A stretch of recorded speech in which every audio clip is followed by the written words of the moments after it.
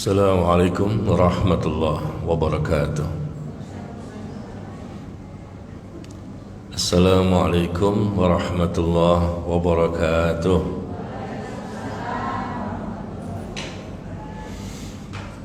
Alhamdulillah hamdan katsiran tayyiban mubarakan fihi kama yuhibbu rabbuna wa yarda.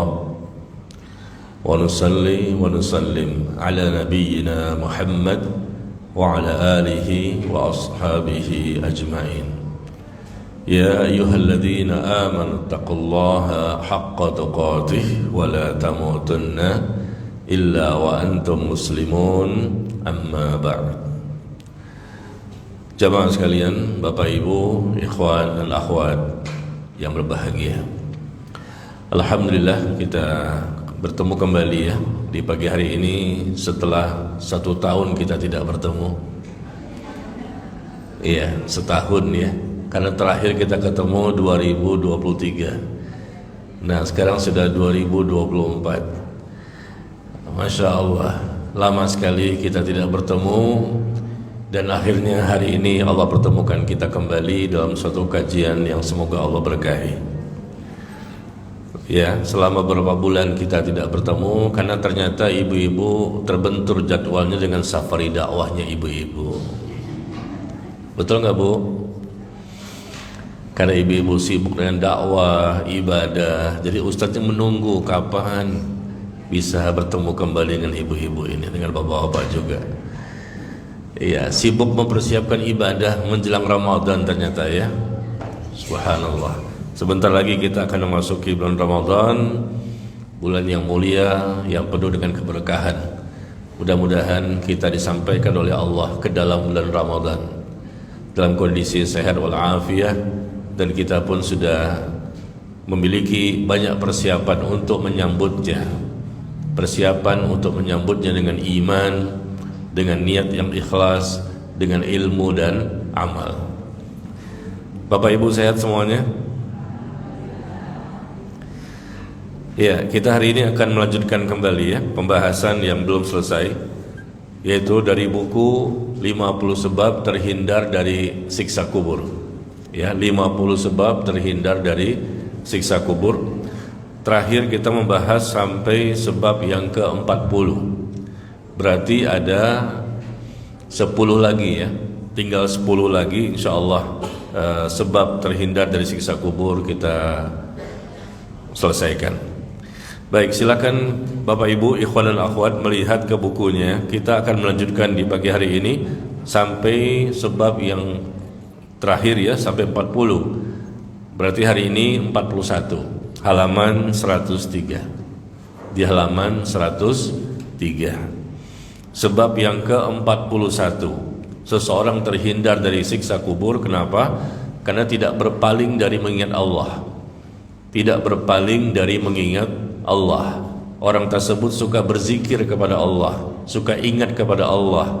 Ya, tentunya dengan ingat bukan sekedar dia membaca subhanallah atau astaghfirullah, tetapi mengingat Allah dalam hatinya, dalam lisannya, dan dibuktikan dengan perbuatannya.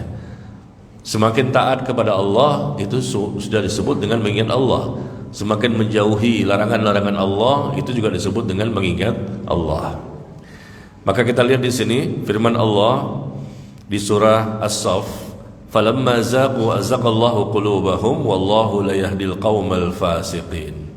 Maka tatkala mereka berpaling, tatkala mereka siapapun ya, orang kafir ataupun kaum muslimin berpaling dari kebenaran, maka Allah pun akan memalingkan hati mereka, dan Allah tidak memberikan hidayah kepada kaum yang fasik. Jadi Allah itu tidak pernah zalim kepada hambanya. Allah maha sempurna. Allah tidak pernah melakukan kesalahan.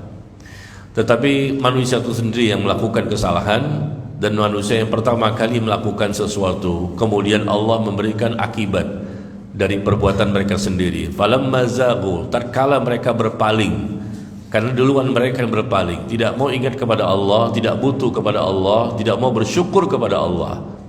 Akhirnya Allah pun semakin memalingkan hati mereka. Niat mereka tidak ingin ikhlas karena Allah, riya, pamer, sum'ah, ujub, sombong dan lain-lain. tidak mau taat, dan bahkan melakukan kemaksiatan yang terus-menerus. Akhirnya Allah palingkan hati. Ini caranya Allah untuk menyesatkan hambanya. Sangat gampang. Hati kita ini milik Allah, jasad kita milik Allah. Tempatnya hidayah itu di hati, dan tempatnya Allah untuk menyesatkan manusia juga di hati. Tinggal dipalingkan hatinya, langsung sesat. Tinggal diluruskan hatinya, langsung mendapatkan hidayah. Tinggal dikuatkan hatinya, langsung bisa istiqomah. Jadi hati ini sumber kebaikan, dan hati juga bisa menjadi sumber keburukan. Kalau hati sudah baik, maka seluruh anggota tubuh kita akan baik. Kalau hati sudah jelek dan rusak, buruk, maka seluruh anggota tubuh pun akan mengalami kerusakan. Susah untuk diajak taat, susah untuk menjauhi maksiat. Nah, berkaitan dengan sebab terhindar dari siksa kubur di poin ini, ternyata ada ayat yang lain, yaitu di surah Toha ayat 124. Di surah Toha ayat 124 Allah menyebutkan, wa man a'rada an dzikri fa inna lahu ma'isyatan danka wa nahsyuruhu yaumal qiyamati a'ma. Dan barang siapa yang berpaling dari peringatanku, karena dia berpaling, tidak mau juga taat kepada Allah, tidak mau bertaubat, tidak mau berhijrah, tidak mau berubah, tidak mau kembali kepada Allah, maka baginya penghidupan yang sempit. Dia mendapatkan penghidupan yang sempit. Apa makna penghidupan yang sempit? Karena kita saksikan orang-orang yang berpaling dari Allah itu banyak juga yang kaya-kaya, hartanya banyak, hidupnya mewah, rumahnya megah, mobilnya Lamborghini gitu. Ya, kalau kita lihat tidak semua orang yang berpaling itu miskin, meskipun ada yang miskin, susah, ya, hidupnya sengsara. Tapi ada juga yang mereka kelihatannya banyak sekali nikmat hidupnya, uangnya banyak, ya, sukses duniawinya. Di sini Allah katakan kalau seseorang itu berpaling dari peringatanku, maka sesungguhnya baginya penghidupan yang sempit. Nah, diriwayatkan dari Abu Hurairah radhiyallahu an tentang firman Allah itu, ternyata maknanya adalah sesungguhnya baginya penghidupan yang sempit. Nabi alaihissalatu wassalam bersabda, maknanya adalah siksa kubur. Barang siapa berpaling dari peringatanku, maka baginya penghidupan yang sempit, maka baginya dia mendapatkan siksa kubur, kata Nabi sallallahu alaihi wasallam, ya. Kita baca di sini hadisnya dikeluarkan oleh Imam Ibnu Hibban dan lain-lain. Abdullah bin Mas'ud juga berkata, yang dimaksud dengan penghidupan yang sempit adalah siksa kubur. Penghidupan yang sempit karena memang nanti akan dihimpit dengan himpitan kubur. Ya, semua manusia akan mendapatkan himpitan kubur, baik orang mukmin maupun kafir dan munafik. Tidak ada yang lepas dari himpitan kubur. Meskipun dia orang bertakwa, tapi himpitan kubur yang diterima oleh orang bertakwa, orang mukmin tentunya berbeda. Ini bentuk, kata para ulama, kasih sayang Allah kepada mereka. Tapi hukum asalnya sama, namanya himpitan kubur, tapi hakikatnya berbeda. Ketika himpitan kubur itu menimpa kepada orang bertakwa dan orang mukmin, tapi ketika menimpa orang kafir dan orang muslim yang munafik, fasik, zalim, pendosa banyak sekali, maka himpitan kubur yang menimpa mereka adalah bisa menghancurkan tulang-tulang yang ada pada tubuh mereka. Naudzubillah. Kita bisa lihat di bukunya, ya, tentang hukuman adanya himpitan kubur yang Allah dan Rasulnya sampaikan kepada kita, yaitu di halaman 17. Yang sudah punya bukunya bisa lihat di halaman 17, ya, tentang himpitan kubur, di mana orang-orang kafir yang matinya sebagai orang kafir, maka ketika mereka tidak bisa menjawab pertanyaan malaikat Munkar dan Nakir, siapa Tuhanmu, ya, siapa nabimu, apa agamamu, tidak bisa dijawab, maka dihamparkan baginya hamparan dari neraka.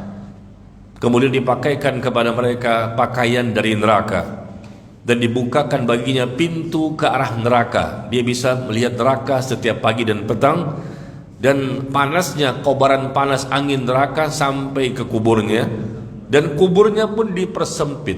Nah, ini kalimatnya. Kuburnya dipersempit sehingga tulang-tulang rusuknya saling bertumpukan di dalam kuburnya. Nah, ini kalimatnya. Tulang-tulang rusuknya saling bertumpukan. Kenapa? Kuburnya dipersempit. Bayangkan jamaah sekalian, kita punya tulang ini, tulang-tulang rusuk ini dan tulang-tulang yang lain. Ternyata dengan himpitan kubur nanti bersilangan dan bertumpukan dengan tulang-tulang yang lain. Bagaimana sakitnya? Na'udzubillah. Ini salah satu bentuk siksa kubur. Kenapa? Karena mereka selama di dunia berpaling. Ya, saya tulis di sini berkaitan dengan berpalingnya seorang hamba, maka baginya penghidupan yang sempit. Penghidupan yang sempit bisa jadi mereka memang menderita, binasa selama di dunia, tidak nyaman, ya, tidak mendapatkan kebahagiaan. Ya, yang pasti seperti itu, karena bahagia itu di hati, bukan di harta. Di hatinya bahagia, dia tenang, tentram dan lain-lain. Orang yang punya uang banyak belum tentu dia bahagia. Kalau dia kafir dipastikan tidak mungkin bahagia. Kalau dia muslim yang munafik, zalim, fasik, pendosa besar, dipastikan tidak akan mungkin bahagia.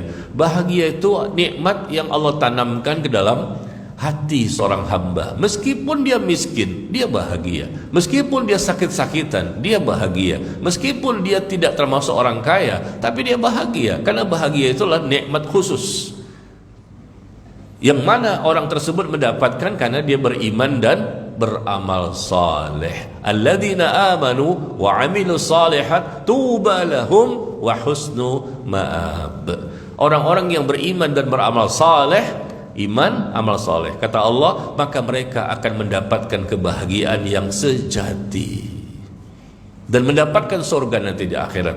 Itu Allah sebutkan di surah Ar-Ra'du, ya, di surah Ar-Ra'du surah 13 ayat yang ke-29. Ya, surah 13 ayat yang ke-29, ya. Jadi kalau di sebab yang ke-41 ini tidak berpanjang lebar kita jelaskan, karena memang fokusnya adalah penghidupan yang sempit. Bisa jadi di dunia Allah berikan kepada mereka tidak tenang, tidak tentram, dan selalu merasa was-was atau selalu merasa kurang puas, selalu rakus, tamak dan serakah. Itu penghidupan yang sempit di dunia. Ya, padahal dia sudah punya segala sesuatu. Mau beli apa saja duitnya ada. Ya, kenikmatan dunia luar biasa dia miliki. Tapi dia mendapatkan kehidupan yang sempit, tidak tenang, tidak tentram, tidak bahagia yang hakiki. Itu di dunia. Dan itu kita saksikan. Ada orang-orang yang memang mereka jauh dari agama ini. Begitu juga muslim. Meskipun muslim belum tentu dia bahagia. Dia sempit juga hidupnya. Karena dia berpaling, intinya berpaling. Berpaling berarti dia tidak beriman. Berpaling berarti dia tidak berilmu. Berpaling berarti dia tidak beramal. Ya, muslim sih muslim, KTP-nya agamanya Islam. Tapi ketika dia tidak berilmu, tidak beramal, tidak beriman dengan akidah yang benar, yang kuat, akhirnya dia mendapatkan penghidupan yang sempit. Dia tidak memiliki sifat qanaah, merasa cukup, merasa puas dengan apa yang Allah berikan kepadanya. Ya, bukan hanya orang kafir, kaum muslimin juga ada yang rakus, tamak, serakah, tidak tenang hidupnya, gelisah, was-was. Karena dia beragama Islam tapi nggak paham tentang Islam. Dia beragama Islam tapi tidak mau mengamalkan Islam. Dia beragama Islam tapi tidak meyakini agama yang dia yakini sebagai agama yang benar. Akhirnya outputnya, hasilnya tidak ada ketenangan, dia mendapati kehidupan yang sempit. Itu di dunia. Dan Rasul menjelaskan nanti di akhirat makna penghidupan yang sempit adalah dia mendapatkan siksa kubur. Na'udzubillah min dzalik. Kalau seorang hamba itu sudah berpaling dari Allah, maka banyaklah musibah-musibah yang akan dia terima di dunia ini. Silakan Bapak Ibu. Saya sudah menulis artikelnya, sudah lama ya. Ada artikel di Telegram saya tanggal 11 Juni. Tanggal 11 Juni 2023. Judulnya Jika Allah telah berpaling. Jika Allah telah berpaling, judulnya itu. tanggal 11 Juni di aplikasi Telegram ya. Barangkali Bapak Ibu ikhwan akhwat punya aplikasi Telegram, bisa dilihat tanggal 11 Juni, judulnya Jika Allah Telah Berpaling. Apa yang akan Allah lakukan kepada hambanya? Apa yang akan diterima oleh hambanya tersebut jika Allah telah berpaling? Bisa kita lihat dampak negatifnya yang akan diterima oleh orang tersebut dalam kehidupan dunia. Nanti di akhirat jika Allah berpaling, pasti dia mendapatkan siksa kubur. Di akhirat jika Allah berpaling, pasti dia tidak mendapatkan naungan nanti di padang mahsyar.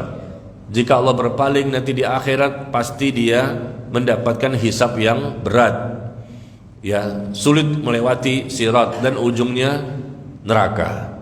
Yaitu kalau di akhirat ya, yang pertama kali tentunya siksa kubur. Yang saya tulis di sini artikelnya tanggal 11 Juni 2023 dengan judul Jika Allah Telah Berpaling, ada 10 poin. Jika Allah telah berpaling, maka ada 10 poin yang akan didapatkan dampak negatifnya di dunia. Ketemu Bapak Ibu?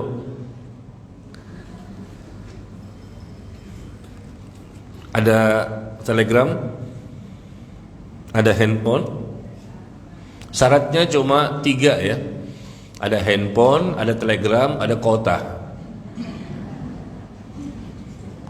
Ada handphone, ada Telegram, ada kota. Tanggal 11 Juni, jika Allah telah berpaling. Karena ini berkaitan dengan tema kita, maka saya sertakan gitu loh. Ada artikelnya. Kalau ini kan berpalingnya Allah nanti di akhirat, di alam kubur, dia mendapatkan siksa kubur. Nah, ini berpalingnya Allah di dunia. Tapi jangan salah ya, Allah berpaling karena hamba itu duluan yang berpaling. Hamba itu berpaling, maka Allah pun semakin memalingkan hatinya. Ibu bapak udah tahu kan cara mencari tercepat? Masih ingat gak? Bukan di scroll terus ya, scroll terus lama sekali ke belakang bulan Juni Juni tahun lalu. Caranya adalah, saya ulang kembali, barangkali sudah lupa ya. Ketika sudah masuk ke Telegram saya, Najmi Umar Bakar, maka lihat di pojok kanan atas. Ayo kita sama-sama. Di pojok kanan atas ada apa? Titik 3. Nah, titik 3 diklik. Pojok kanan atas ada titik 3. Titik 3 diklik, keluarnya apa? Cari atau search. Nah, keluarnya cari atau search, klik itu, masukkan judulnya. Jika Allah telah berpaling, enter, langsung keluar. Dalam waktu hanya beberapa detik. Sekali lagi, pojok kanan atas ada titik 3, klik, maka keluar search atau cari. Nah, ketika keluar search atau cari, maka masukin judulnya, yaitu jika Allah telah berpaling. Setelah itu enter. Sudah? Keluar? Gampang kan? Ya, jangan lupa lagi nih. Jadi jangan di scroll terus ke belakang ya, lama itu bisa habis waktu kita. Ya, jika Allah telah berpaling, silakan lihat di sini musibah yang akan diterima oleh manusia ketika dia berpaling, tidak mau ingat kepada Allah, tidak mau taat kepada Allah, dan tidak mau untuk menjauhi larangan-larangan Allah. Yang pertama apa? Bagi yang sudah dapat, yang pertama apa? Tidak terjaga dari kesesatan. Ini dampak dunia ya. Dampak akhirat kita sudah paham, ada siksa kubur dan lain-lain. Dampak dunia, tidak terjaga dari kesesatan. Allah berfirman, maka kami biarkan orang-orang yang tidak mengharapkan pertemuan dengan kami bergelimang di dalam kesesatan mereka. Kami biarkan dengan kesesatan mereka. Dan barang siapa menentang Rasul Sallallahu Alaihi Wasallam setelah jelas kebenaran baginya dan mengikuti jalan yang bukan jalannya orang-orang mukmin, kami biarkan. Nah, kalimat kami biarkan ini banyak dalam Al-Quran. Na'udzubillah, jangan sampai ya Allah membiarkan kita. Karena kalau Allah membiarkan, kami biarkan, berarti dia tidak mendapatkan penjagaan. Dia menjadi orang yang bergelimang dalam kesesatan dan penyimpangan. Nah, Allah katakan kami biarkan dia dalam kesesatan yang telah dilakukan. Kenapa? Karena berpaling, maka tidak terjaga dari kesesatan. Peluang untuk sesat itu terbuka lebar. peluang untuk menjadi orang yang bodoh, ya, tidak mengerti tentang agama ini, dan hal-hal yang gampang pun dia tidak paham. Yang benar dianggapnya batil, salah, yang salah dianggapnya benar. Dia tidak tahu mana yang hak, mana yang batil, mana yang syirik, mana yang tauhid, mana yang sunnah, mana yang bid'ah. Nggak bisa, tersesat dia. Kenapa? Karena berpaling. Kalau betul-betul tidak berpaling, seharusnya kan dia sami'na wa ata'na, kami dengar, kami taat. Nanti Allah akan tambahkan, ya, kemampuan dia untuk bisa memahami kebenaran, diberikan taufik dan hidayah. Ya, ringkasnya begitu. Yang kedua, dampak negatif di dunia adalah tidak terjaga dari fitnah dunia.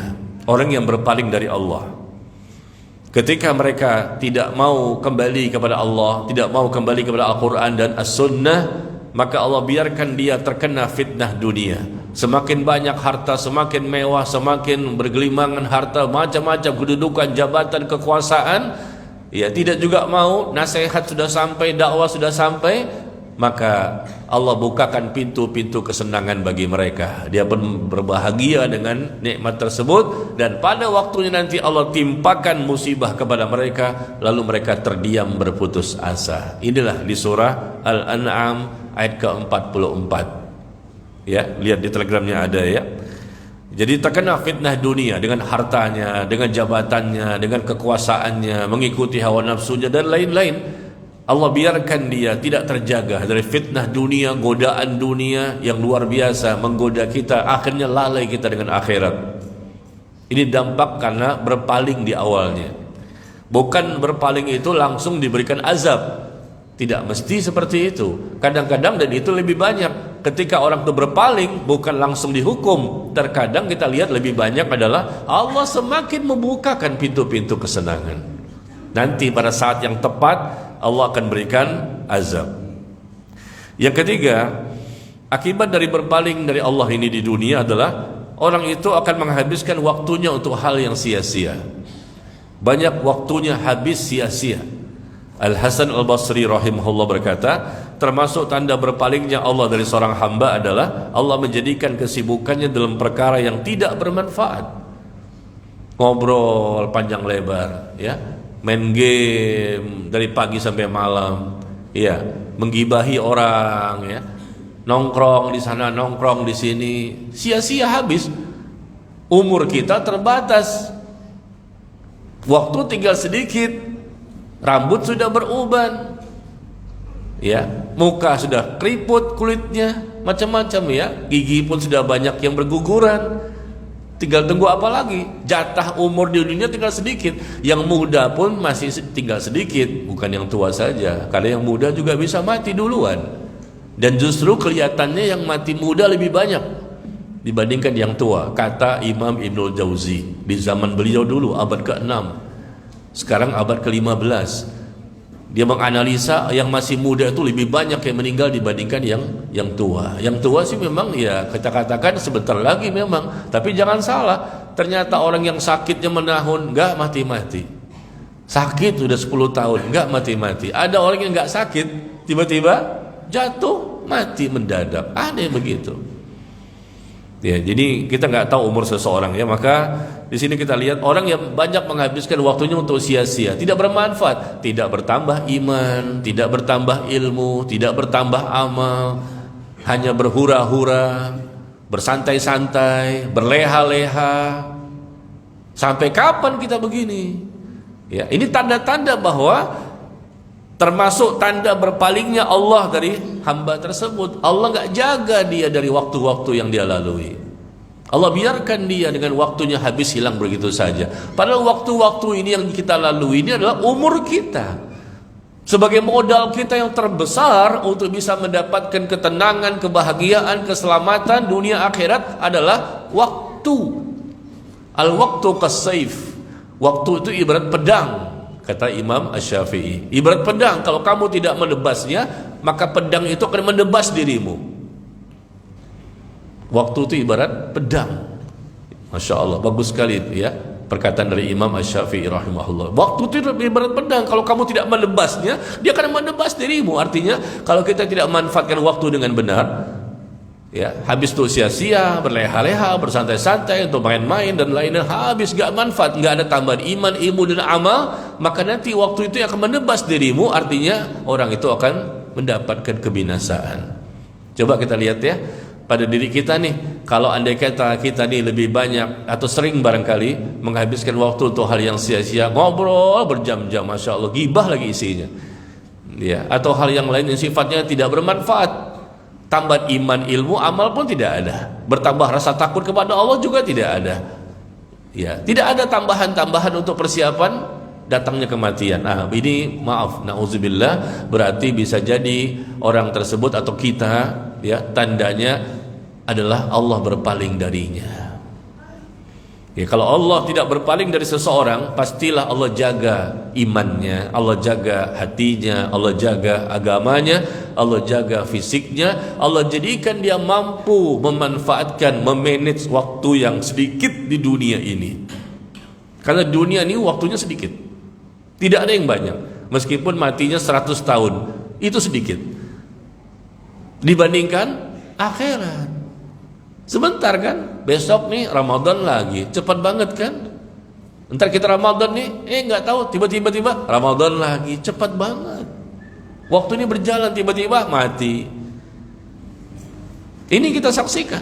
Kita dari dulu waktu kecil, waktu kita masih TK, masih SD ya, kita lihat lama banget waktu sore ya, lama kita main-main tuh sorenya masih lama. Sekarang kita merem, begitu melek udah sore, cepet banget waktu. Coba yang tua-tua nih, ya, kita bisa merasakan waktu sekarang ini lebih cepat dibandingkan masa dahulu, dibandingkan waktu kita masih kecil. Ya, memang perputaran seperti itu, dan semakin dekat hari kiamat semakin cepat datangnya waktu malam. Ya, maka bersiap-siaplah kita ya. Baik, yang keempat, dampak negatif yang keempat, seseorang itu jika Allah berpaling darinya, maka Allah pun semakin memalingkan hatinya. Yang kita bahas tadi ya, Allah semakin palingkan hatinya karena dia berpaling dari Allah. Allah akan sibukkan dia dengan urusan dunia, anak-anak, perniagaan, jual beli, harta, mengejar karir, pangkat, jabatan, popularitas dan lain-lain, hingga dia lupa kepada kehidupan akhirat yang kekal abadi. Dunia segala-galanya dikejar ya, akhirat ya kalau ingat aja lah, kalau masih ada sisa waktu. Ini tanda-tanda orang berpaling dari Allah, Allah pun berpaling dari dia. Coba lihat kemarin peristiwa kampanye ya, pemilu tanggal 14. Bapak Ibu lihat nggak bagaimana panitia-panitia KPPS, mereka dari hari Selasa sudah bekerja, ya, pasang tenda segala macam, hari Rabunya bekerja. Tahu sampai jam berapa kerjanya? Sampai jam 4 subuh.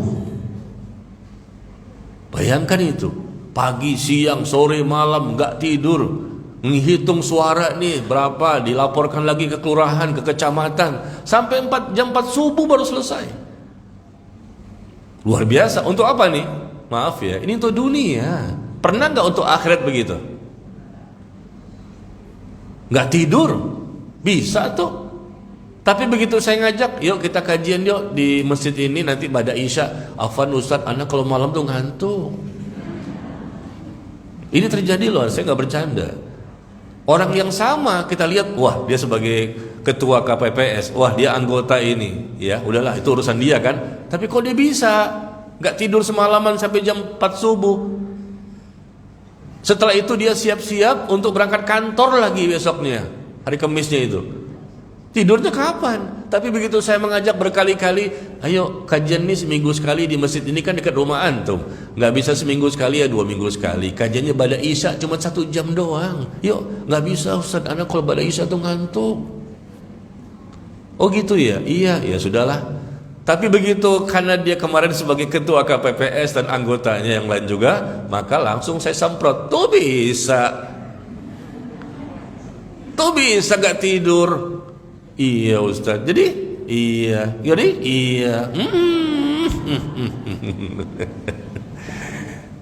Untuk akhirat ini, antum kan tidak berilmu, gak paham tentang agama, ayo ngaji. Meskipun sifatnya malam ya. Ngaji kan pagi, siang, sore, bisa juga malam, karena memang kebetulan waktunya bisanya malam. Izin dari masjid tersebut. Ya sudahlah, nggak bisa sekali ya, mungkin 2 minggu sekali, nggak bisa 3 minggu sekali, nggak bisa paling tidak sebulan sekali, nggak juga nongol dekat rumah. Tapi begitu KPPS, waduh semangat banget. Ini tanda-tanda berpaling nggak Allah darinya? Tanda-tanda Allah berpaling dari seorang hamba. Allah biarkan dia sibuk dengan dunianya, sibuk dengan urusan dia.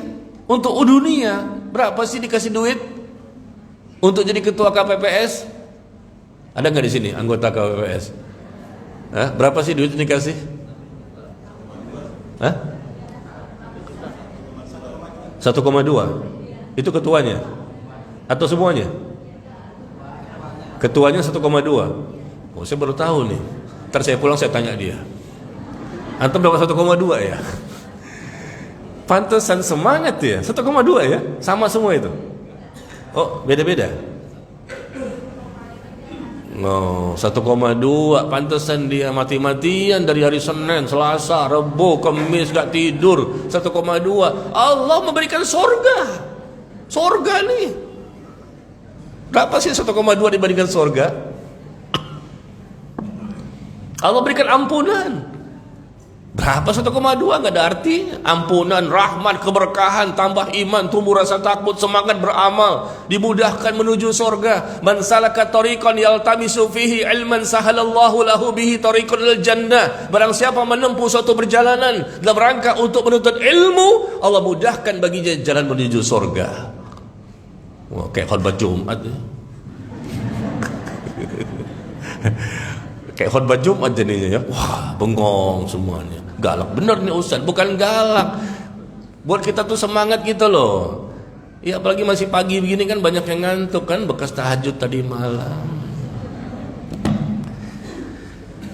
Iya, nih lama gak ketemu nih jadi galak nih. Ini udah setahun kita gak ketemu kan ya. Masya Allah. Terakhir itu Oktober loh kita ketemu ya. November libur, Desember libur, Januari libur, sekarang ketemu lagi Februari ya, 4 bulan Masya Allah, karena menyesuaikan dengan jadwal dakwah Bapak dan Ibu sekalian ya. Jadi begitu ya, luar biasa. Ada satu lagi nih Pak, kita bicara apa yang ada ya, bukan mengarang-arang. Ini langsung saya menyaksikan. Beberapa hari sebelum tanggal 14 kemarin mencoblos, beberapa hari sebelumnya ada rapat Panwaslu di masjid saya. Atasnya masjid, bawahnya itu dipakai orang kawinan segala macam lah. Nah, ada panitia Panwaslu kata namanya, sedepok. Rame Pak, 700 orang yang hadir. Pakaiannya seragam semua. Jadi ketahuan kan, Panwaslu, panitia pengawas pemilu.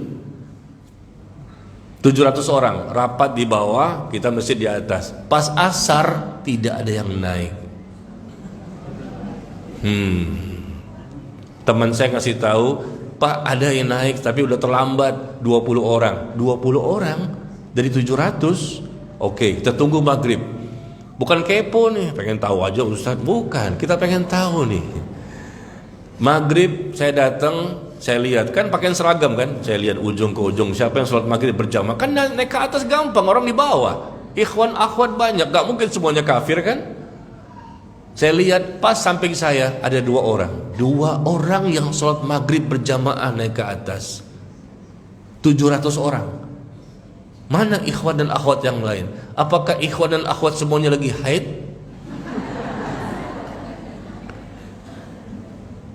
Nggak mungkin kan, yang akhwat itu masih rata-rata pakai jilbab kok. Nggak mungkin saya rasa haid semua.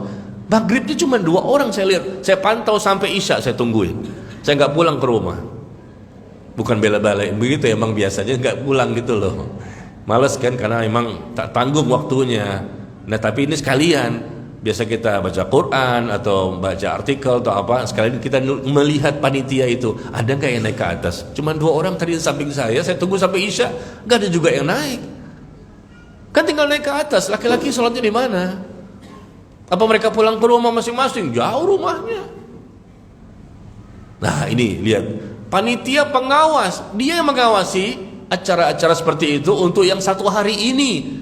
Tapi dia lupa dengan pengawasan Allah yang telah menciptakan dunia dan akhirat, pemilik langit dan bumi. Allah mengawasi. Sekarang dia mengawasi, malaikat mengawasi. Apa yang mereka lakukan? Muslim ini bagaimana bisa menjadi pengawas yang benar, yang jujur? Akhirnya kecurangan dan kedustaan terjadi kan? Ke situ ceritanya tadinya. Iya, kita lihat tidak pernah pemilu itu jujur semuanya, nggak pernah ada itu. Selalu ada kecurangan dan kedustaan. Karena memang sistemnya salah sih. Ya, naudzubillah. Apalagi suap-suap penyogok ya. Gerakan serangan fajar tuh pagi-pagi udah datang ke rumah-rumah orang memberikan uang, pilih ini, jangan salah. Ya, banyak sekali itu terjadi. Yang anehnya, al-ajabul ajib, aneh bin ajaib. Adalah ada seorang doktor, ustadz yang memberikan khutbah Jumat. Saya biasanya setiap Jumat selalu khotib, tapi pas akhir Desember kemarin saya tidak khutbah karena saya capek. Saya baru pulang safar, akhir Desember kemarin. Akhirnya saya sholat di dekat rumah saya untuk mendengarkan khutbah. Nggak tahunya yang khotib ini menyampaikan, kita kalau dikasih duit, ambil saja duitnya, tapi jangan coblos orangnya. Itu ketika khutbah loh. Ya Allah, saya kan ingin interupsi. Boleh interupsi, tapi kan nanti saya akan dibenci sama banyak orang. Pasti kan? Wah, ini hasad nih, ini iri, dengki. Saya inginkan orang lain pada protes gitu loh. Ini kan suap, masa dibolehkan? Kalau ada orang ngasih sama kita, ini si khotib ini dokter juga. Ya Allah, ada orang ngasih untuk kampanye ini, kasih duit, baju segala macam, terima saja, tapi jangan coblos orangnya, jangan coblos partainya. Nggak boleh, itu suap. Sogok. Di hadis disebutkan la'anallah, Allah melaknat orang yang menyuap dan menerima suapan. Di hadis lain dikatakan bahwa yang menyuap dan yang menerima suapan sama-sama diancam dengan neraka. Allah melaknat, diancam dengan neraka. Yang menyuap apapun yang menerima, nggak boleh kita terima karena kita tahu ini proses suap menyuap. Meskipun kita tidak mencoblos orang yang mereka inginkan, tapi kan kita terima barangnya, kita terima duitnya. Berarti tanggal 14 kemarin atau mungkin tanggal sebelumnya banyak kemaksiatan di Sabang sampai Merauke. Suap menyuap ini baru satu, belum yang lain lagi. Kecurangan-kecurangan ini terjadi. Naudzubillah, naudzubillah. Untuk apa? Dunia yang setetes dibandingkan lautannya akhirat. Rasul mengatakan seperti engkau mencelupkan jari jemari ke dalam lautan, ya, kemudian diangkat ke atas, berapa banyak yang masih menempel di jari itu, air-air itu? Sedikit, satu tetes, setetes, tetes. Lautan itulah akhirat, dunia itulah yang setetes tadi. Kamu celupkan jari jemari, kamu angkat naik ke atas, berapa banyak yang ada di jari itu? Lama-lama tinggal kering, habis, tetes saja. Itulah dunia. Kita boleh cari dunia kaya, nggak masalah. Tapi kenapa untuk dunia mati-matian? Ini pertanda Allah berpaling dari hamba tersebut. Falamma zaghu azaghallahu qulubahum. Ketika mereka berpaling, Allah pun semakin memalingkan hati mereka. Bayangkan, salat saja tidak mau mereka kerjakan, 700 loh. Berapa banyak yang kafir? Mungkin sedikit lah, kan kita tahu di Indonesia ini mayoritas kaum muslimin. Mereka pengawas. Sholat saja tidak. Yang sholat saja masih berkhianat, yang sholat saja masih tidak amanah, yang sholat saja masih menipu, berbuat curang, apalagi yang tidak sholat. Dan mereka mengawasi manusia-manusia seakan-akan mereka malaikat. Kan yang mengawasi manusia kan malaikat. Malaikat itu mengawasi, memantau, mencatat. Subhanallah. Ini nyata langsung ya. Tahun-tahun sebelumnya, ya dulu itu saya nggak pernah begini. Kemarin juga pas aja gitu loh. Ada apa nih kok ramai sekali di masjid gitu. Saya tanya sama satpam, oh ada rapat pak. Rapat apa? Panwaslu. Kan saya ke masjid ingin lihat mau naik ke atas. Kan di masjid kan di atas ya, bawahnya itu bukan. Oh gitu, ya sudah saya langsung naik ke atas. Tapi kok tidak ada yang naik. Asar cuma 20, itu pun terlambat, hampir habis waktunya. Ketika maghrib cuma 2 orang. Kemana ratusan orang yang lain? Itu kalau yang ketahuan loh. Yang nggak ketahuan, yang mungkin tempat rapatnya jauh dari masjid gitu. Ini kan nggak, tinggal naik ke atas doang, wudhu langsung sholat gampang. Enggak juga.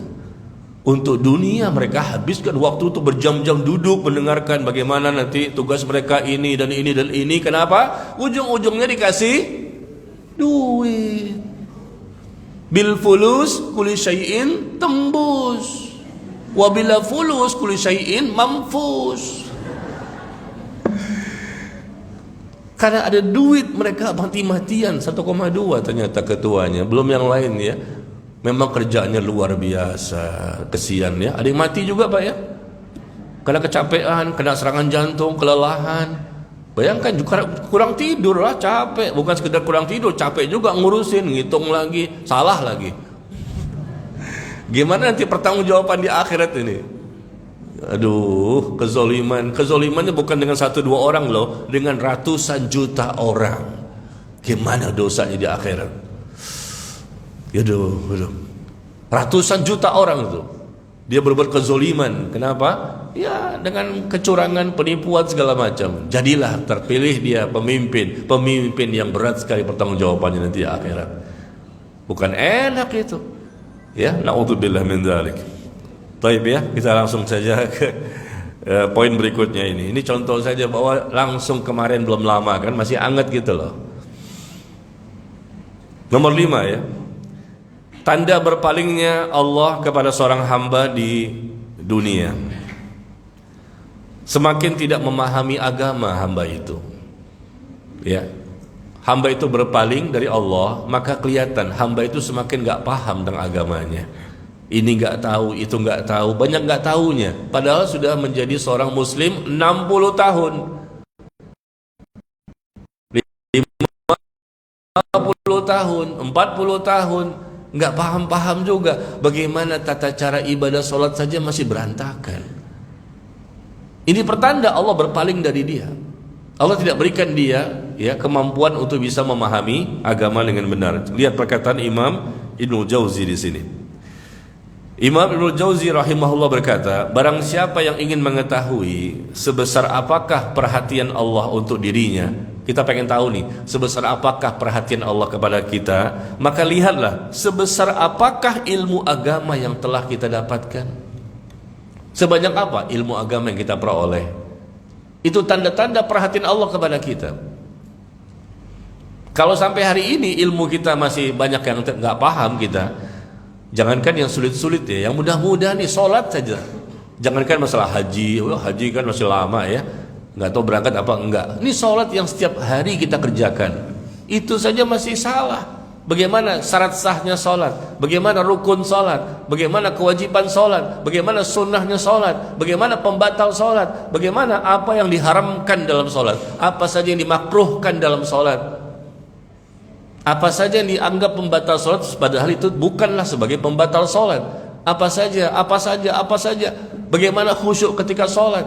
Banyak sekali bagian-bagian dari sholat ini yang mesti kita pelajari ya.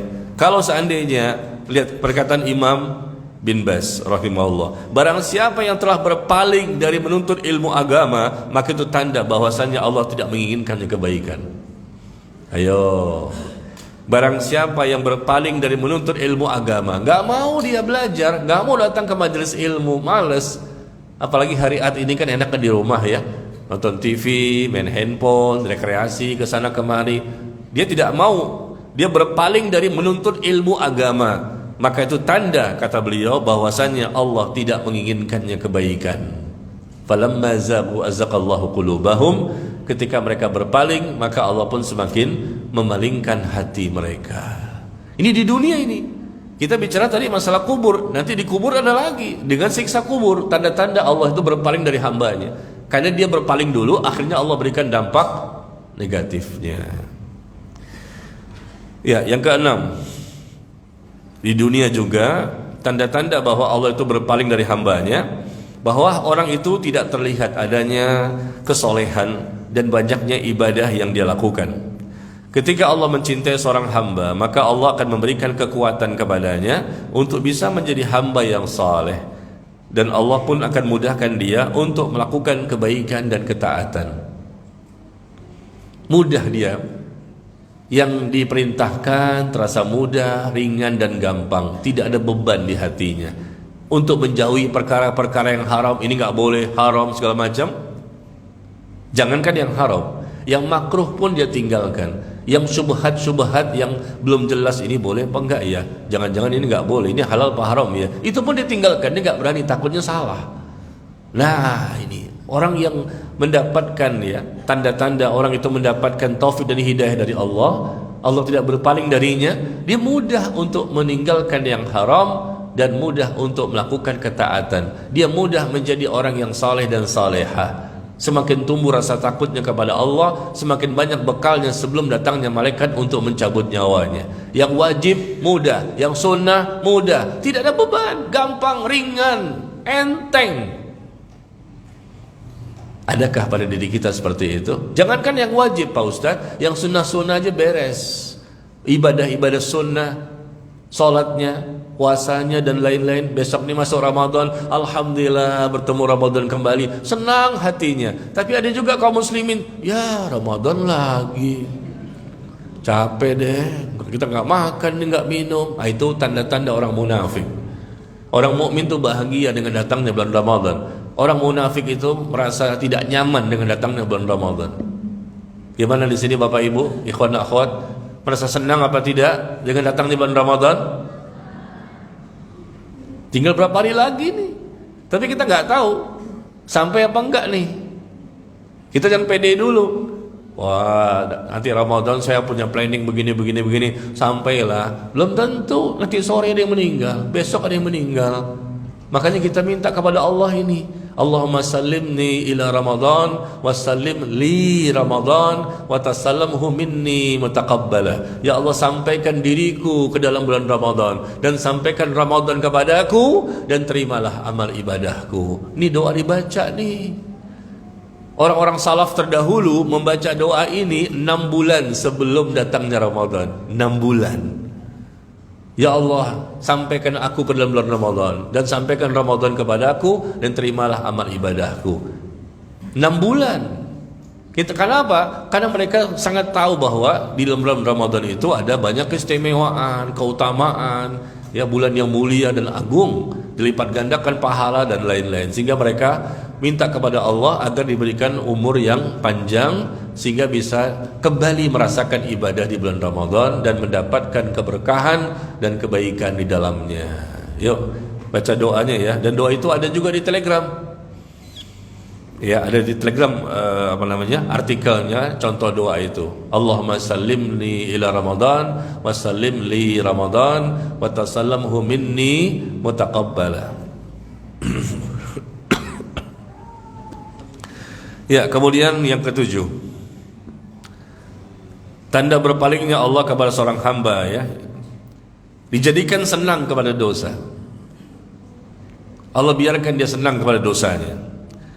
Alam taro, tidakkah engkau lihat sesungguhnya kami telah mengutus, kata Allah, setan-setan itu Allah utus kepada orang-orang kafir untuk mendorong mereka melakukan maksiat dengan sungguh-sungguh. Allah biarkan orang kafir melakukan kemaksiatan dengan sungguh-sungguh loh, istiqomah. Kaum muslimin ada yang melakukan dosa, ada, tapi masih kalah persentasenya dengan orang kafir.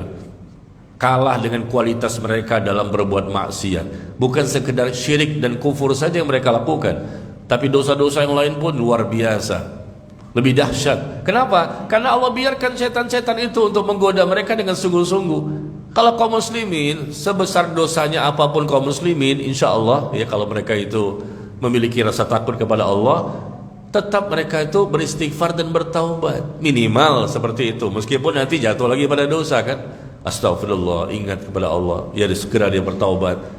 Lalu dia dosa lagi, segera dia bertaubat lagi, istighfar lagi. Allah masih menjaganya. Perbuatan dosanya masih tidak seberapa dibandingkan dosanya orang kafir. Karena Allah biarkan setan itu untuk mendorong mereka, orang kafir, melakukan dosa secara sungguh-sungguh. Ini merupakan tanda berpalingnya Allah dari hamba tersebut. Iya. Coba lihat di bawahnya lagi, surah Al-Hujurat ya, ayat ke-7.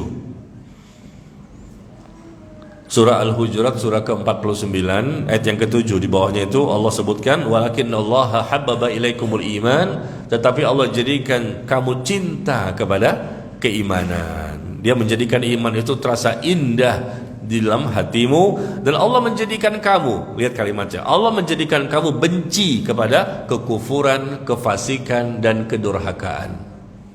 Allah menjadikan dia benci kepada kemaksiatan. Bukan kitanya yang hebat, wah saya bisa menjauhi dosa ini, dosa ini, dosa ini. Enggak, Allah yang menjadikan kita tuh benci.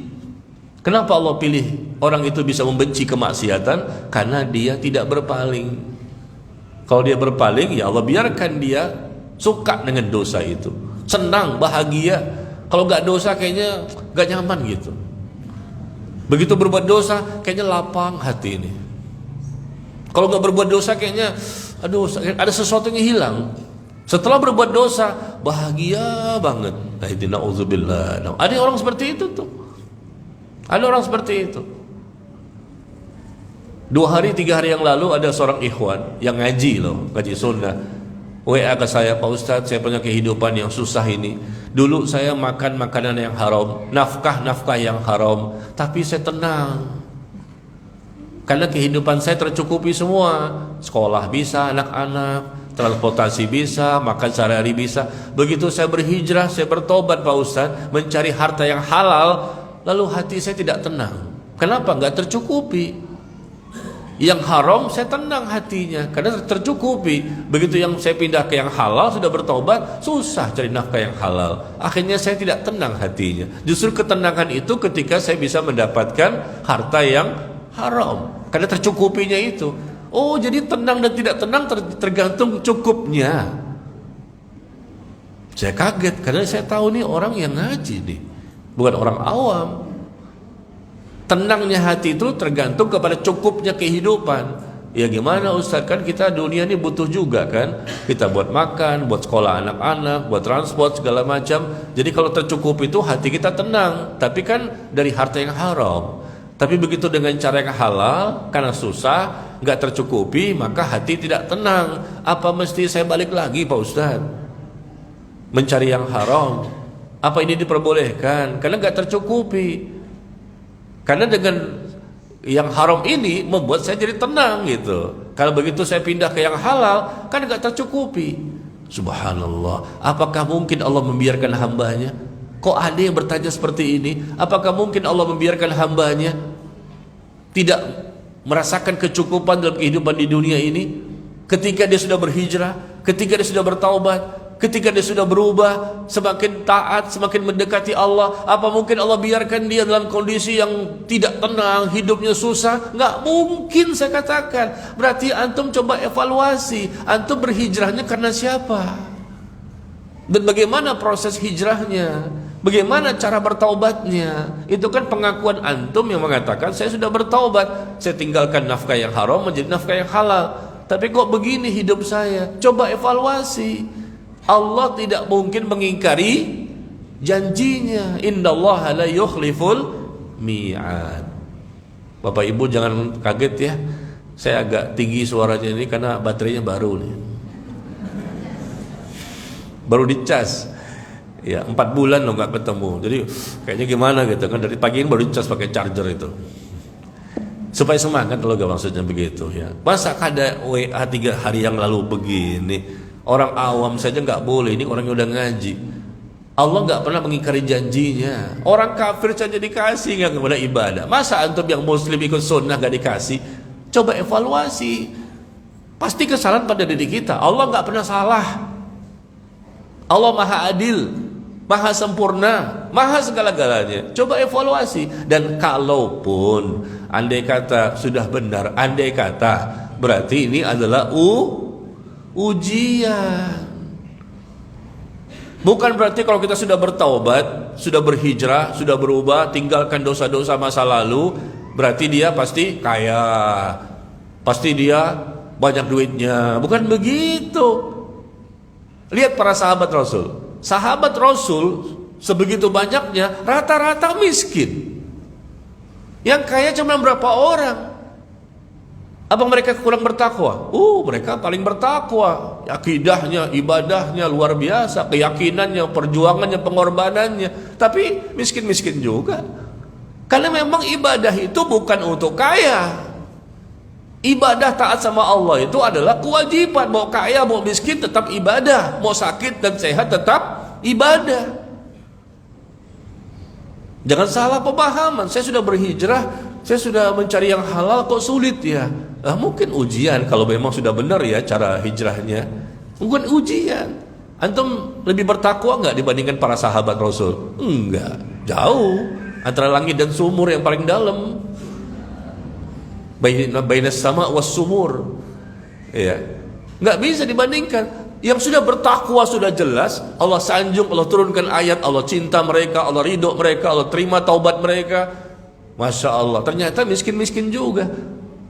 Nggak semuanya kaya di kalangan para sahabat, tapi mereka diberikan rezeki dari arah yang lain. Apa rezekinya? Mungkin rezeki dunianya sedikit, tapi mereka diberikan rezeki iman, rezeki ilmu, rezeki amal, rezeki ketaatan, ketundukan, kepatuhan. Itu kan rezeki.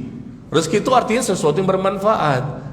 Jangan punya konotasi rezeki itu duit, fulus, money, piti.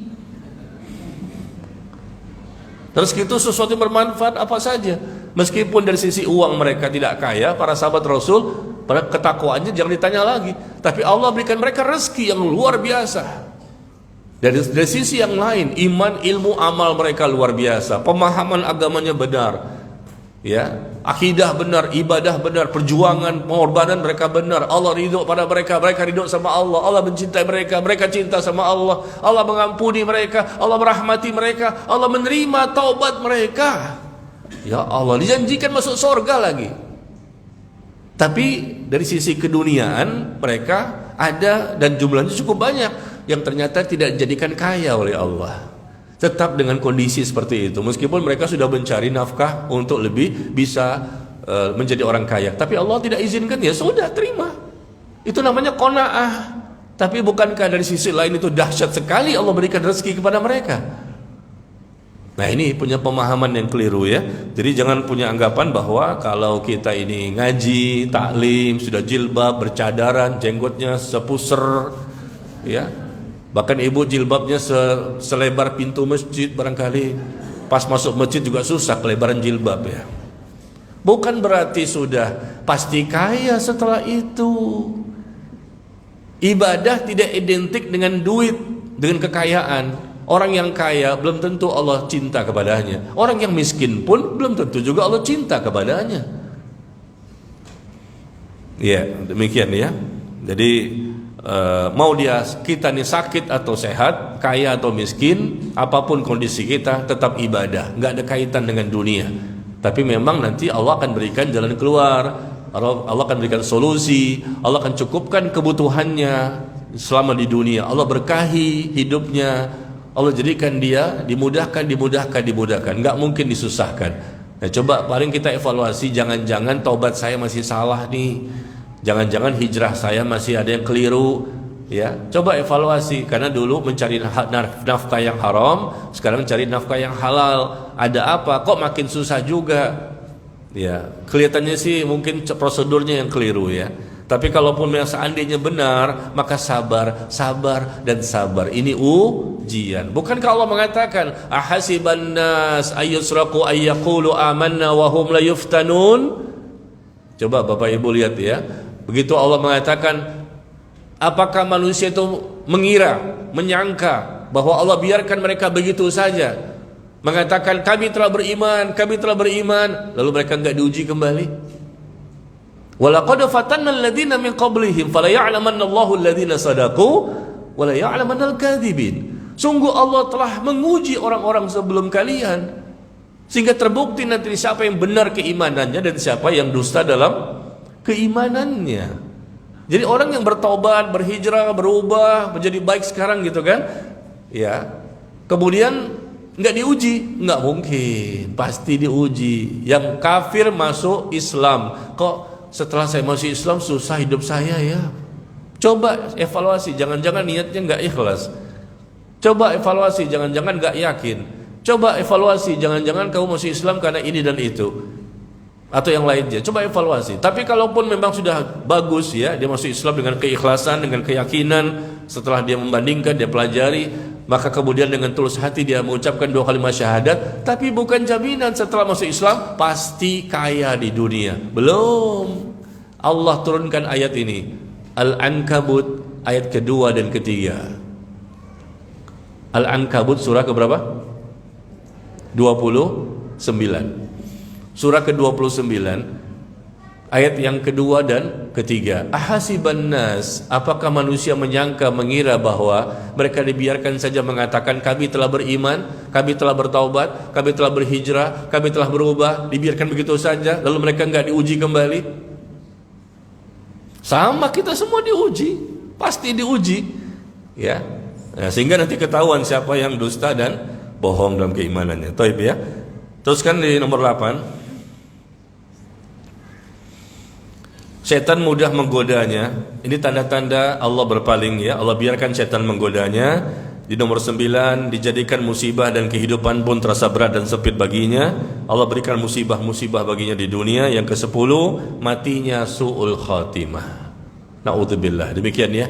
Silakan baca sendiri. Ada 10 kurang lebih yang saya ketahui akibat berpaling dari Allah di dunia. Adapun berpaling dari Allah nanti di akhirat, di antaranya adalah siksa kubur. Yang ini kita bahas tadi kan di poin atau sebab yang ke-41 ya. Sekarang kita masuk sesi tanya jawab.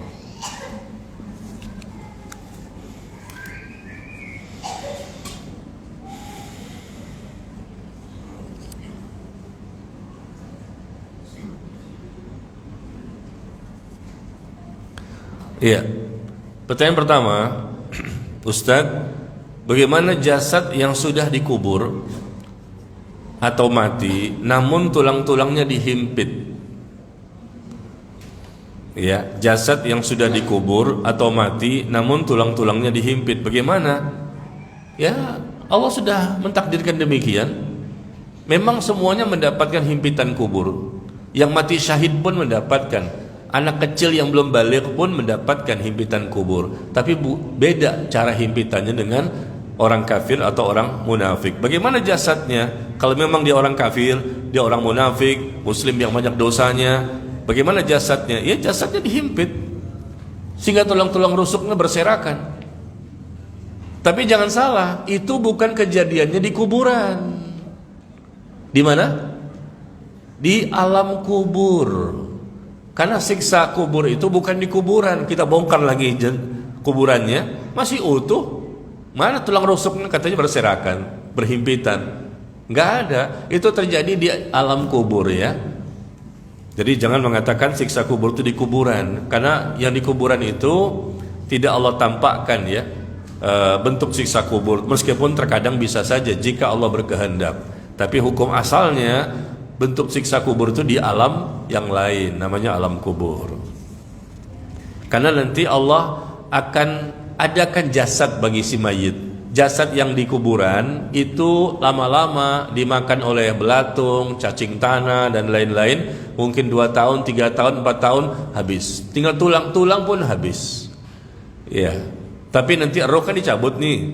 Jasad pindah ke kuburan, ditanam, selesai. Roh kan dicabut, roh itu nanti dimasukkan lagi ke dalam jasad. Jasad yang ada di alam kubur. Sehingga hidup lagi kita di alam kubur. Perpindahan alam saja, dari dunia ke alam akhirat. Hidup lagi di alam kubur. Nah di sanalah nanti ada pertanyaan dari malaikat Munkar dan Nakir. Dan si mayit tadi disuruh duduk. Duduklah, ijlis. Ditanya tentang siapa Tuhanmu, nabimu, agamamu dan seterusnya ya.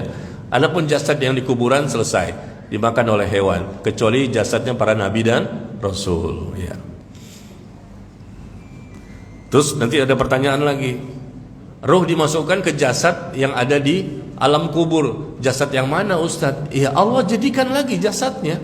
Bagaimana mekanismenya, teknisnya? Saya nggak tahu, saya belum pengalaman.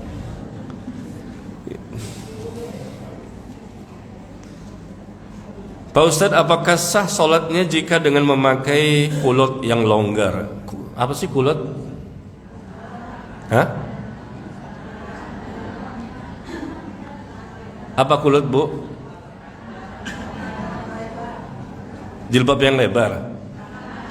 Oh, celana panjang yang lebar. Oh, celana panjang yang lebar.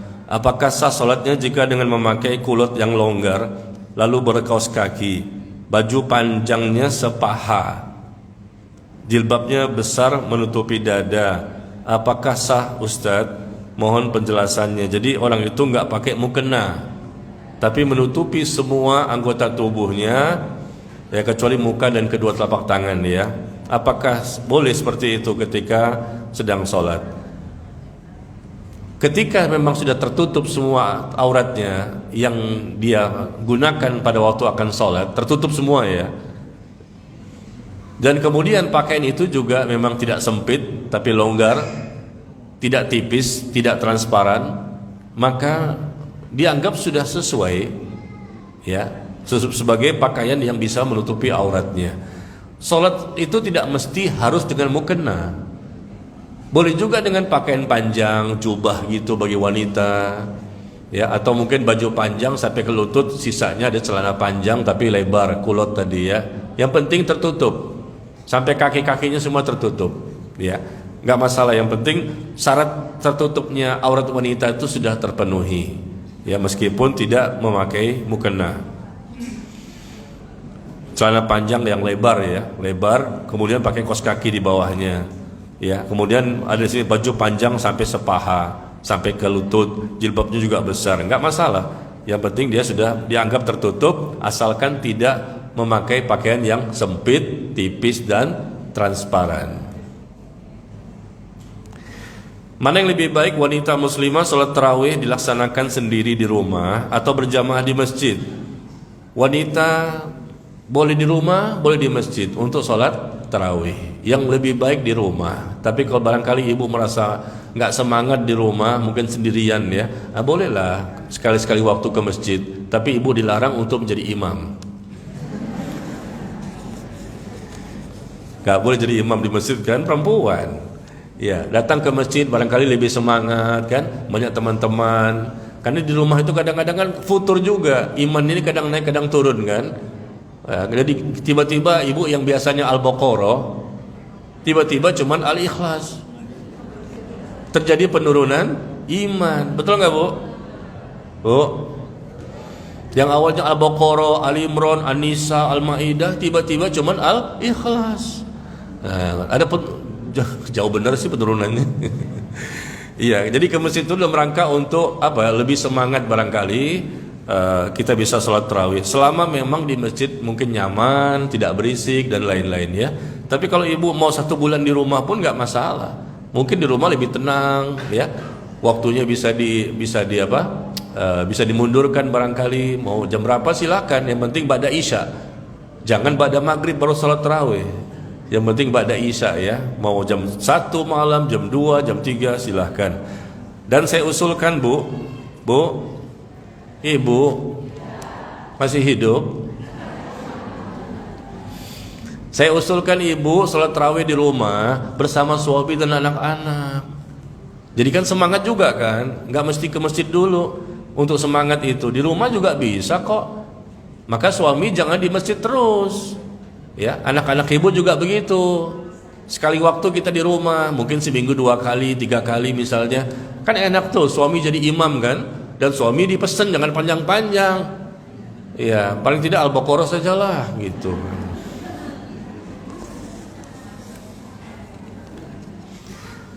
Ustadz, apakah berdosa jika seorang ibu yang sudah berusaha memberi nasihat terbaik untuk anak-anaknya, namun si anak masih saja melakukan hal-hal yang dilarang oleh agama? Bagaimana tanggungan seorang ibu bagi anak-anak yang masih lalai dalam sholat walaupun sudah baligh?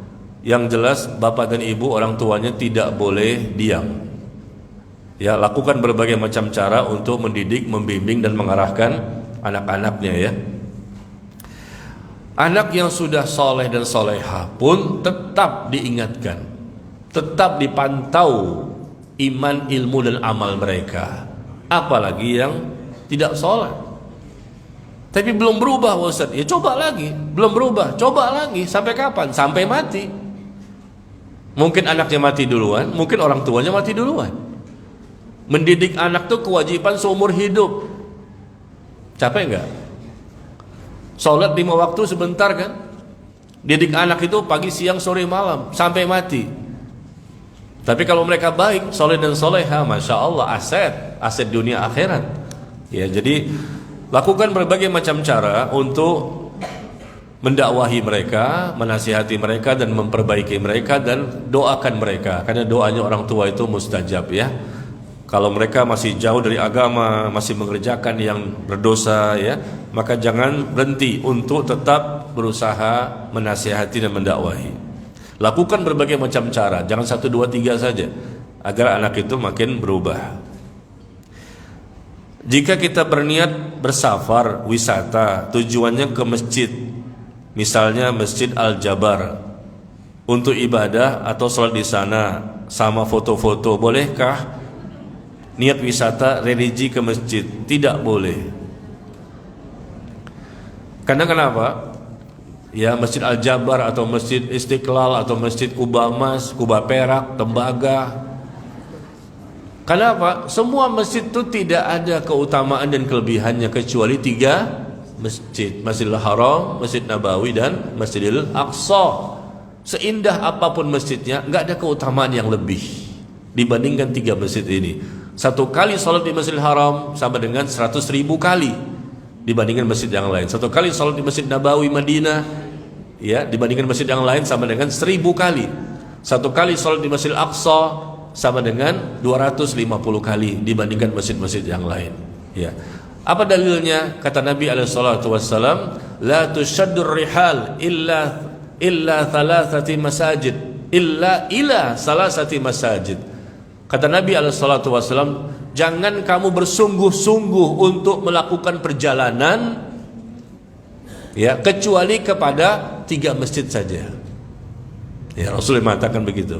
Jangan kamu bersungguh-sungguh nih melakukan safar jauh-jauh, capek lelah. Jangan kamu bersungguh-sungguh untuk melakukan perjalanan kecuali kepada 3 masjid saja yang memang ada kelebihannya. Masjid-masjid lain sama semua. Meskipun ada emasnya, peraknya, masjidnya bagus ya, barangkali dengan AC-nya, karpetnya segala macam. Tujuannya di sini dikatakan untuk ibadah, sholat di sana sama foto-foto, selfie-selfie deh. Habis itu masukin sosial media, nih lagi di masjid ini nih. Udah riak lagi tuh, pamer-pamer ya. Nggak ada manfaatnya. Kecuali kalau kita barangkali nih, kecuali kita mau silaturahim kepada keluarga kita. Keluarga kita nih pas rumahnya pas samping masjid itu. Tujuannya mau silaturahmi ke dia. Pas lebaran barangkali, bukan ke masjid itu. Kalau masjidnya nggak ada keutamaan yang lebih dibandingkan 3 masjid tadi. Ya, maka hindari ya. Masjid apapun yang bagus, mewah, ya mahal sekali, kan banyak nih lagi tren ya. Berbondong-bondong orang ke Masjid Al-Jabar, ngapain? Berenang. Saya melihat juga tuh banyak yang berenang, kecebur di situ. Jadi tempat jualan, banyak orang jualan, makan-makan. Jadi tempat apa? Wisata jadinya. Kok jadi aneh? Masjid itu rumah Allah. Kita masuk masjid itu langsung, idealnya masuk masjid itu berasa tenang, langsung kita merasa dekat kepada Allah, tumbuh rasa takut. Banyak kelebihan-kelebihan lah. Ini enggak. Di areal masjid itu banyak orang jualan. Jadi bukan pasar akhirat tapi pasar dunia jadinya. Banyak taman-taman. Enggak, bukan begitu masjid yang benar. Jadi orang itu memanfaatkan masjid, ada yang pacaran juga di situ. Berdua-duaan cium-ciuman di situ. Ya Allah. Jadi fungsi masjidnya sudah salah. Ya, naudzubillah min dzalik. Jangan ke sana kalau untuk wisata religi, kecuali memang bertepatan rumah yang kita mau datangi, rumah keluarga kita mungkin bertepatan di situ, pas di samping masjid. Ya, lalu kita ketika silaturahim di situ, azan zuhur berkumandang. Udahlah, saya pamit ya, mau ke sebelah masjid ke sebelah. Tapi kalau dari sini langsung memang niatnya ke situ, ke masjidnya, apalagi dengan niatnya wisata religi, main-main situ segala macam, nggak ada kelebihan masjidnya. dibandingkan 3 masjid tadi. Yang mengatakan bukan saya loh. La tushaddur rihal illa thalathati masajid. Tidak boleh bersungguh-sungguh untuk melakukan perjalanan, kata Nabi SAW, kecuali kepada 3 masjid saja. Ya, jadi upayakan Masjidil Haram, Masjid Nabawi dan Masjidil Aqsa. Musibah terjadi ya. Sekarang ada tambahan ke Turki. Jalan-jalan. Ya enggak, berangkat umroh, pulangnya kemana? Ke Turki, nanti kemana? Ke Korea, nanti kemana? Ya Allah, musibah. Kenapa? Karena saya lihat program di Mekah cuma 3 hari, di Madinah 3 hari, di Turkinya 10 hari. Ya Allah, sayang banget. Ini benar, bukan bercanda. Program-program seperti itu di Turki 10 hari ngapain? Nggak ada kelebihan apa-apa masjid di situ. Seharusnya dibanyakin di mana? Di Mekah dong. 100.000 kali. Sholat 1 kali sama dengan 100.000 kali dibandingkan masjid-masjid yang lain. Dibanyakin hari itu di Mekah, sisanya ke Madinah. Bukan lamanya di Turki. Ini travel banyak sekarang. Ya, mengajak kepada umat untuk berangkat ke Turki setelah umroh gitu loh. Setelah umroh mereka pulang, kan bebas Ustaz. Ya memang, tapi kenapa antum banyakin di Turkinya? Seharusnya dibanyakin tuh harinya di mana? Di Mekahnya. Ya, naudzubillah. Dan saya pun diminta juga oleh travel itu untuk membimbing umrohnya. Saya lihat, ya Allah, program Turki 10 hari. Enggak mau. Ya, naudzubillah. Dari dosa kita. Kenapa? Yang kita ibadah itu niatkan ibadah. Niatnya bukan buat jalan-jalan kan. Banyakin ibadah mumpung ada kesempatan dan waktu dan usia. Apa hukum laki-laki yang tidak sholat di masjid? Ke masjidnya cuma hari Jumat doang. Ya nggak boleh lah. Ya, dia menyalahi sunnah, menyalahi syariat. Laki-laki yang ada uzur, sakit barangkali boleh di rumah. Tapi yang tidak ada uzur wajib ke masjid dari subuh sampai isya ya. Tidak boleh sholat di rumah. Cara talqin yang benar sesuai ajaran Nabi itu seperti apa? Bagaimana Ustaz? Saya sering lihat dan dengar hanya menyebut-nyebut Allah Allah saja berulang-ulang. Talqin itu mengucapkan la ilaha illallah, dibisikkan di telinga orang yang akan mati, perkiraan kita. Laqinu mautakum, kata Nabi. Laqinu mautakum, talqinkan orang yang akan mati di antara kalian dengan kalimat la ilaha illallah. Pelan-pelan dibisikkan di telinganya, nanti dibisikkan lagi, nanti bisikin lagi ya. Supaya apa? Mudah-mudahan dia bisa mengucapkan, karena Rasul mengatakan man kana akhiru kalamihi la ilaha illallah dakhala jannah. Barang siapa yang akhir ucapannya adalah la ilaha illallah, maka dia akan masuk ke dalam surga ya. Jadi bukan diajarkan Allah Allah Allah Allah, bukan begitu, salah itu. Menyalahi hadis ya. Ustaz, kalau orang itu sakit bertahun-tahun dan hanya bisa tiduran aja, dan orang tersebut tidak mengerjakan sholat, apakah sakitnya itu menjadikan pahala atau mengurangi dosanya? Sakit bertahun-tahun dan hanya bisa tiduran, apakah dia berakal? Dia paham, mengerti?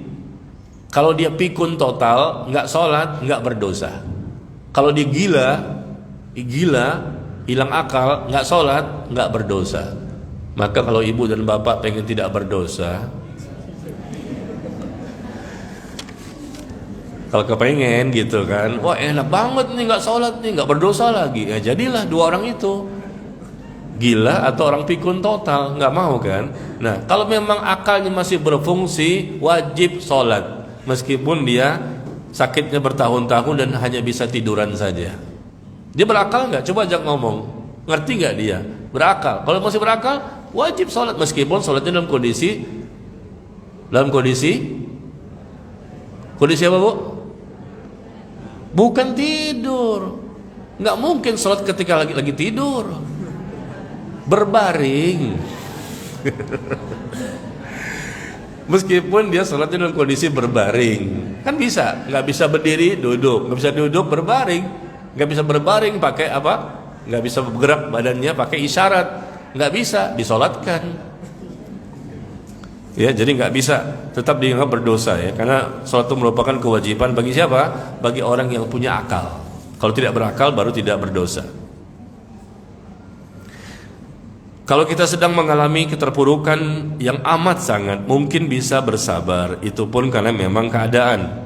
Yang saya tanyakan, bentuk kita untuk bersyukur kepada Allah itu seperti apa, Ustadz? Syukur itu adalah melaksanakan ketaatan dengan sungguh-sungguh semuanya, tanpa pilih-pilih, dan menjauhi semua kemaksiatan, dosa apapun. Itu syukur.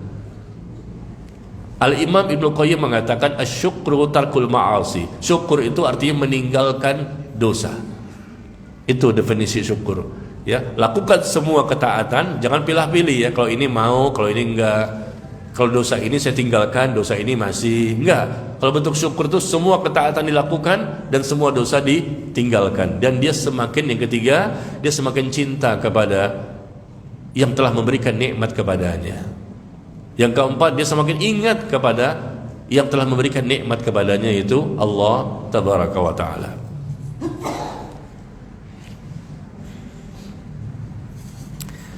Kemudian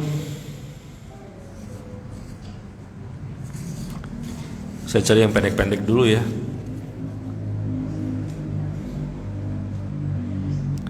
Apakah pekerjaan makelar perantara ya, perantara rumah, maklar rumah atau yang lainnya mengambil untung dari harga yang ditetapkan, misalnya dari yang punya rumah harga rumahnya 1 miliar, sama perantara dijual 1 miliar lebih, maka uang lebihnya itu apakah halal? Halal.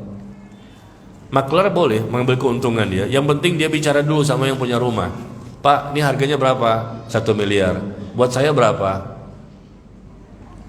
Terserah kamu naikin aja berapa. Udah ada omongan kan. Yang penting perjanjian itu ada, akad awal ada dengan pemilik rumah. Dari harga saya 1M, kamu naikin 2M, 3M, terserah. Nanti selebihnya buat kamu. Atau cara kedua, dari saya 1M, kalau kamu bisa menjualkan, saya kasih kamu 5%. 5% dari 1M. Gitu caranya ya. Uangnya halal. Di tempat kami seringkali kalau ada yang meninggal dunia, si mayit dihadiahkan bacaan Al-Quran. Khataman Al-Quran yang dibacakan 30 orang, masing-masing membaca 1 juz. Pahalanya diniatkan untuk si mayit. Apakah sampai kiriman bacaan Quran tersebut kepada si mayit, dan apakah ini ada dalilnya? Mohon pencerahannya Ustadz. Tidak ada tuntunan dan contohnya. Baca 30 juz Al-Quran, masing-masing kasih 1 juz, 1 juz, 1 juz, 1 juz, 30 orang, selesai 30 juz, dan mereka dapat duit. Ya, jasa membaca Quran itu mereka dapat duit. Ini jadi bisnis. Ya, baca Qurannya di kuburan lagi kadang-kadang. Mahal itu, bisa 7 juta. Dulu 7 juta. Karena ada ikhwan yang bapaknya meninggal dunia. Ya, ikhwan ini lapor kepada saya dipaksa Ustadz oleh saudara-saudara kandung saya yang lain. Dia 7 orang, bersaudara 7 orang. Dan ngasih duit kepada orang yang baca tadi 30 juz Al-Quran di kuburan, itu 7 juta. Jadi masing-masing anaknya disuruh keluarkan 1 juta, 1 juta, 1 juta. Dia merasa keberatan karena dia miskin. Gimana nih Ustadz? Ya Allah, luar biasa. Udah salah, bid'ah lagi, gak ada pahalanya, menyusahkan orang lagi. Kalau mau ingin berbuat baik kepada orang tua, bukan begitu caranya.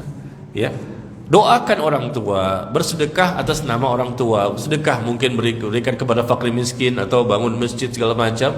Uangnya itu dengan niat sedekah atas nama orang tua. Adapun membaca Quran dan niatnya, pahalanya dihadiahkan, ditransfer kepada orang tua. Yang baca siapa? Niatnya saja sudah untuk duit. Coba kalau nggak dikasih duit, mau nggak? Kagak mau, mahal lagi. Dan itu ada tarifnya sampai 7 juta. Itu tempat di Pasar Minggu kemarin. Nggak tahu tempat-tempat yang lain.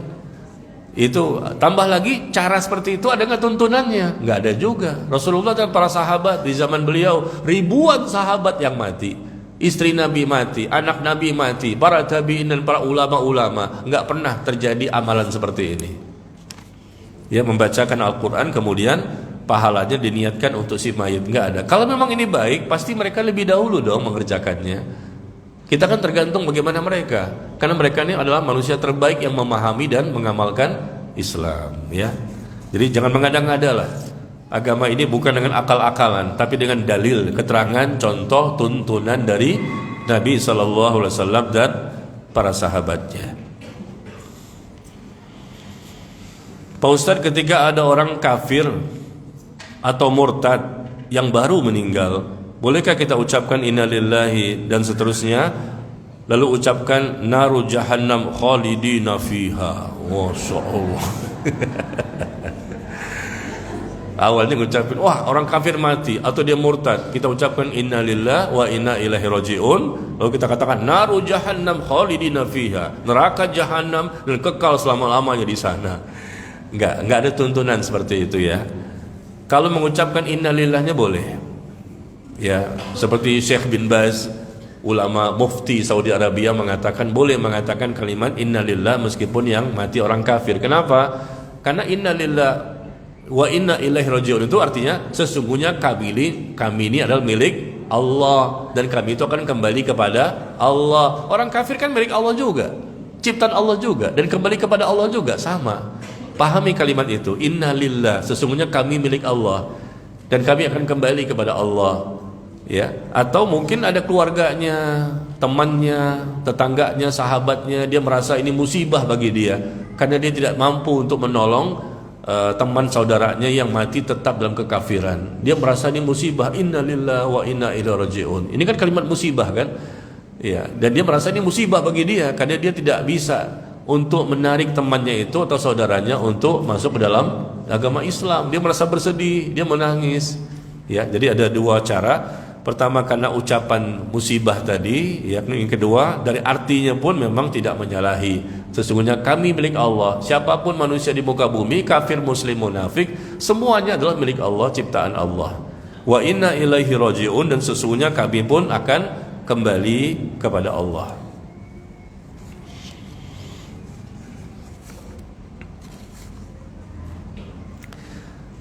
Pak Ustadz, dalam sebuah acara keagamaan bagi umat Kristiani, bila ada seorang muslim yang hanya dimintai tolong oleh temannya yang seorang Kristiani untuk mengiringinya berdoa, namun bentuk doa temannya yang seorang Kristiani ini adalah syair, lagu, pujian-pujian untuk Tuhannya umat Kristiani, sedangkan muslim tersebut hanya mengiringinya saja dengan alat musik.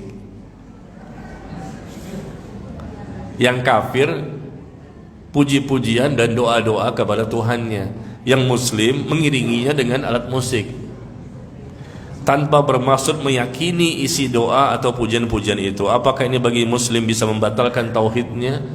Na'udzubillah. Ini ada di YouTube kan? Ada. Ya, kaum muslimin, orang-orang pesantren lagi yang belajar atau ustadz-ustadznya, mereka mengatakan kita harus bertoleransi. Mereka nyanyi, kita iringi dengan musiknya, ya Allah. Atau kebalikan, kita yang berdoa, kita bernyanyi dengan kasidah-kasidah, marawis dan lain-lain, nanti mereka yang mengiringi musiknya. Atau kita sama-sama nyanyilah. Ketika di agama kamu, kami juga ikut nyanyi dengan agama kamu. Ketika kami berdoa kepada Allah, kamu juga berdoa kepada Allah juga, sama-sama, satu-satu kita. Ya, na'udzubillah, ini mencampur adukkan antara hak dan batil. Wala talbisul haqqa bil batil. Jangan kamu campur adukan antara yang hak dengan batil. Coba lihat ayatnya di surah Al-An'am. Al-An'am ayat ke-82. Ya, surah ke-6 ayat ke-82.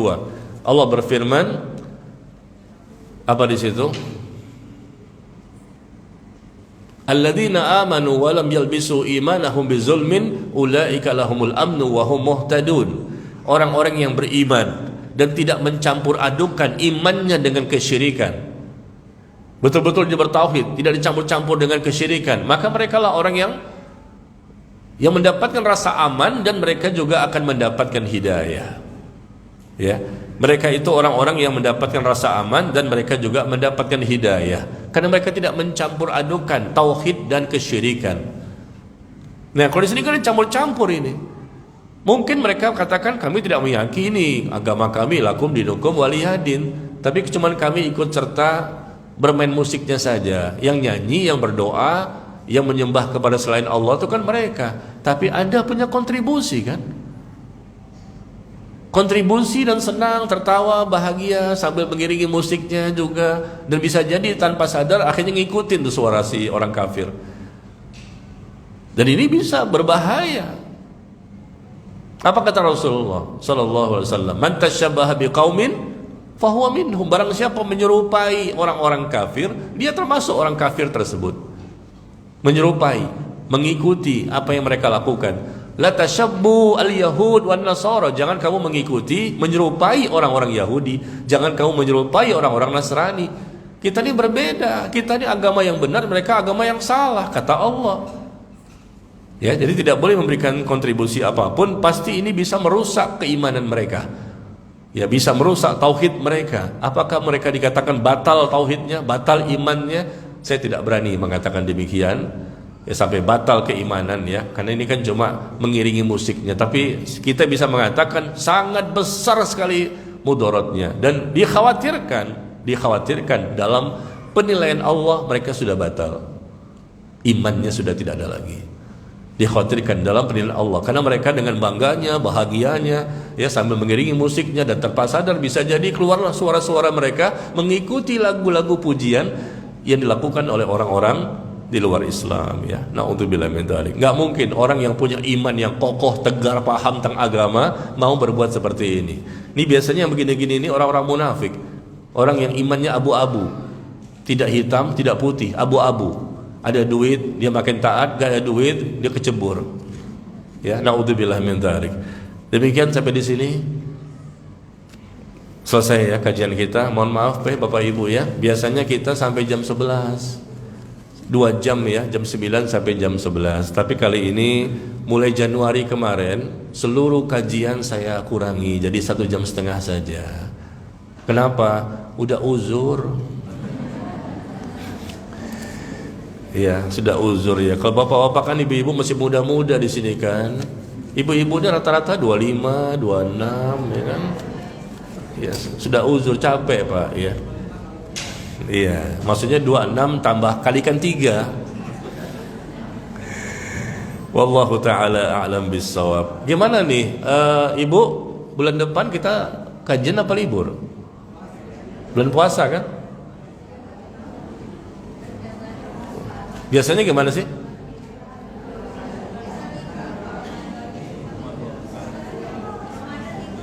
Libur ya? Oh iya, alhamdulillah kita libur. Maka saya bertanya dulu, saya juga khawatir kalau diadain kajian. Takutnya khataman Quran yang 20 kali itu, yang biasanya 20 kali khataman tiba-tiba tidak bisa gara-gara Ustadz Nazmi yang mengadakan kajian. Maka saya nggak boleh salahin kan. Nah, alhamdulillah libur, berarti kan yang 20 kali masih bisa dilakukan kan? Nah, kan 20, setiap tahun kan begitu kan, 20 kali khatam, 20 kali khatam, betul Bu? Baik, barakallahu fiikum wa jazakumullahu khairan. Wa sallallahu ala nabiyina Muhammad walhamdulillahirabbil alamin. Subhanakallahumma wa bihamdika asyhadu an la ilaha illa anta astaghfiruka wa atubu ilaik. Wassalamualaikum warahmatullahi wabarakatuh. Waalaikumsalam warahmatullahi wabarakatuh.